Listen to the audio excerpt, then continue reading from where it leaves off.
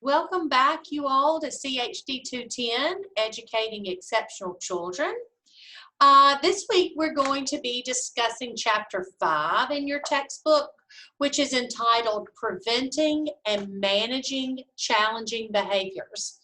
So one of the most common causes of failure in inclusive placements of children, where children are inclusion, is the challenge of dealing with challenging or difficult behaviors. Young children with special needs often demonstrate behavior that is atypical or inappropriate. Sometimes this behavior is just truly disruptive. Occasionally, the behavior is even dangerous.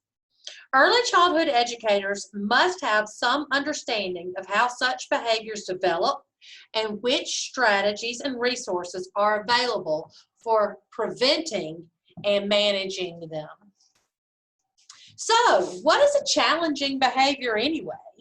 We're all very aware of behaviors that cause harm or pain to others, like aggressive behaviors. We all know that those are very clearly unacceptable. However, many behavior challenges are defined by the individual or the community that is around the child. So an example I can give you is that you may walk into a school, like an elementary school, and let's just say, for example, you walk into Mrs. Quinney's class, and Mrs. Quinney's class is very quiet, okay? Children are very busy working, very quiet. However, you go down to Mr. Nelson's class, and there, Mr. Nelson's class is very noisy. These two different types of behaviors will reflect the rules or the expectations that those teachers have set forth in their classroom. Mrs. Quinney believes that a quiet classroom is essential to learning, whereas Mr. Nelson, on the other hand, believes that young children must be actively engaged in the learning process and that children can't learn in silence. So do you see what could, in Mrs. Quinney's classroom, loud, noisy children that are moving around may be a challenge in behavior. However, in Mr. Nelson's class, it is not. So let's look at behavior challenges in children with special needs. Any child, regardless of whether or not they have a special need, can develop patterns of behavior that may be deemed disruptive or considered unacceptable. So in children that may have neurological disorders, one common cause may be with impulse control. Okay, children with neurological disorders often react quickly and aggressively to any situation that might bring about a level of frustration. Children with autism, they sometimes have a difficulty coping with unpredictable environments. So the less predictable and organized the classroom is, the greater the likelihood that children will develop some type of challenging behavior. Communication disorders. Assisting children with communication disorders, you may need to have words or gestures or signs or symbols, something like that, that will help to significantly reduce the behavior challenges that when you're dealing with children with communication disorders. And then seizure disorders, occasionally unusual or explosive behaviors can be the result of a seizure. And teachers need to be aware of seizure disorders in children and familiar with what the appropriate first aid and like the medication schedule may be. So what causes an inappropriate behavior? If you've determined that a behavior cannot simply be defined away or ignored, and that it is truly disruptive or potentially harmful, the next step is to determine the cause or the function of the behavior for the child. There are a limited number of possible reasons why a child might engage in unacceptable behavior, and the three of them are right here on the screen in front of you. Escape. Maybe the child's trying to escape. Maybe the behavior is just nothing more than attention-seeking behavior, or maybe the child is exhibiting the behavior in order to gain access. So let's talk about escape first of all. to escape something unpleasant, like maybe there's like overstimulation, too much noise, too many people, they're too close to other people, the environment is cluttered. So a child may run away, stand up, have a temper tantrum, flail their arms around, flap their arms, scream, throw objects, anything like that to escape what is happening right there in their environment that is making them uncomfortable. Attention seeking. Many children with and without disabilities need and enjoy adult attention. However, sometimes the primary motivation of an acceptable behavior is to gain attention and interaction from an adult or a caregiver.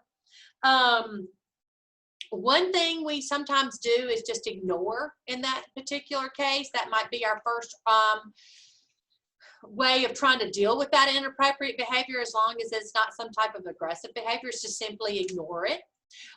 Sometimes we may, and a lot of times I feel like this is probably one of the better ways of dealing with it, is to give positive attention to the child when they're exhibiting and doing what is expected of them. Okay, so if you see that if you think that the behavior is attention seeking, then give them that positive reinforcement when they're doing what it is that is expected. And a lot of times, like I said, they may just be doing it to gain access, okay, like to something that they like. One thing that comes to mind, and your book talks about it, is a lot of times teachers may flick the lights, like to get children quiet. Well, they may like that. So they may be extra loud in order to make the teacher go over and just flick the lights. We know that language and the difference may have a big impact, or the lack of language, especially with our English as a second language children. And because of that language barrier, we may find that our children that are considered English as a second language may have some inconsistency in following directions, and we may want to think that that is a challenging behavior, or they're doing that on purpose, when it simply may be just because they have that, there's that lack of vocabulary and understanding. Preventing and reducing the occurrence of challenging behaviors. Oh wow, this is huge. And I'm going to tell you, we're talking specifically in this class about children with exceptional needs. Excuse me. However, everything you see on your screen now in front of you can 100% be used with atypically developing children, or children with special needs, and typically developing children. They're really, when you come to preventing and reducing challenging behaviors, there are some things that are specific to children with special needs, but in most cases, can use these things in front of you right here for all children, okay? Number one, the more rules there are, the more likely children are going to get in trouble. Point blank, okay? Keep the rules to no more than 3 or 4, and clearly state what those expectations are, okay? Tell them what you expect, what they should do rather than what they shouldn't do, okay? Select your rules and your expectations very carefully. If it's an unacceptable, like an aggressive type of behavior, you're going to clearly state that. Do not hit. Do not bite, those kinds of things. However, at the same time, we need to make sure that, like I said earlier, we need to remind the children what it is that they should do. We need to explain our rules in a positive way and write them in a positive way as well. So instead of saying no running, we may something, what's a better way of saying that? What's a more positive way of saying no running? Yeah, maybe you could just say, please walk, okay? So instead of saying, don't climb on the table, you can say, please keep your feet on the floor, okay? So we're telling them exactly what we want them to do. We're not just, don't stand on the table. We're saying, please keep your feet on the floor. So therefore, that there is no confusion. The child knows exactly what we want them to expect. What we expect for them to do. Clear and consistent about your enforcement. Children with special needs have difficulty learning rules and expectations if they are not clearly demonstrated and followed up with consistent consequences. Your facial expression, your intonation in your voice, the highs and low pitches of your voice can also help with this. But here's what I'd like to say with this. You need to be very clear about what's going to happen if the child exhibits that challenging behavior, okay? And however you do it today, you need to do it the same way tomorrow and the next day, and the next day, and the next day. Consistency is the key, okay? We talked at great length in chapter 4 about overstimulating, disorganized environments and what that can lead to. Predictable schedules. A lot of children, teachers who deal with special needs children will tell you that a predictable schedule is one of the most effective strategies for reducing behavior challenges. Children thrive when they know what's going to happen next, okay, with that predictable schedule. And then transitions are from one activity to another can present lots of challenges for children with special needs. So you need to make sure that you provide clear signals and specific examples of what it is that you want them to do, okay? Before you see a picture of the teaching pyramid. It's a multi-tiered system of support, and it is being increasingly used to promote social, emotional, and behavioral development of young children. Starting at the bottom and working your way up. The number 1, positive relationships and creative supportive environments. Those are things that we use for all children all the time, okay? The next one up, number 3, social, emotional learning content and strategies. Some children may need that more than others. So that's for some of your children, okay? Like how to get along with others. What's a better way of handling something, okay? Those are for some. The top one, individualized interventions, that's for very few of your children where you actually have to have some support come in and help with those individualized, or either it's a contract kind of between you, the child, and the parent that is specific to just that one particular child. Okay, let's talk about a functional behavioral assessment. Okay, so we're watching a child and they are continuing to exhibit challenging behaviors, okay, and all the things that we did to try to prevent and reduce them isn't working. So what do we do first? Well, we gotta have a functional behavioral assessment. We gotta see what's happening. So what we're gonna do first is observe what happens before the unacceptable behavior, okay? What's causing that child to react the way they do? What happened before that behavior? Did somebody snack something in front of them? Was it loud noises that caused them to do that?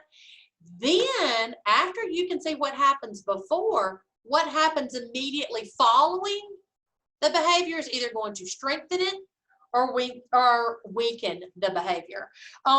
Your book does a great job here. What happens immediately following a behavior is called a consequence. And if they like the consequence, or if they find it pleasant, then it's a reinforcer. It's kind of like, please don't throw me in the briar patch, okay? You've heard that tale before. So if they like the consequence or there's really not one and it's inconsistent, then that's called a reinforcement. If it's unpleasant, which that's typically what we want consequences to be, is unpleasant, then it is an adversive stimulus, meaning it's going to weaken that behavior, okay? PBS, designing positive behavior support plans, or PBS. This is used in lots of schools today. And what we do with PBS is when we say, okay, well, let's get a group together and let's see what we can do to try to prevent this undesirable behavior. What can we do? Maybe we've tried all these things, but we might need to make sure that we do these 3 things on what you see in front of you. Restructure the environment. Maybe it's the environment, okay, that might be causing that undesirable behavior to occur. So how can we restructure it to make it less likely to occur? Are we teaching the child what a positive alternative behavior? Instead of doing this, you should do this, Okay, and then understand the function for the behavior of the child. Why are they doing what they're doing? Is it attention seeking, remember? Is it to gain access? Is it to escape? Okay, so those are the things we have to take into account, those three things, in order to design that plan to help get rid of that undesirable behavior. All right, that's it. See you next week. Thanks for joining me.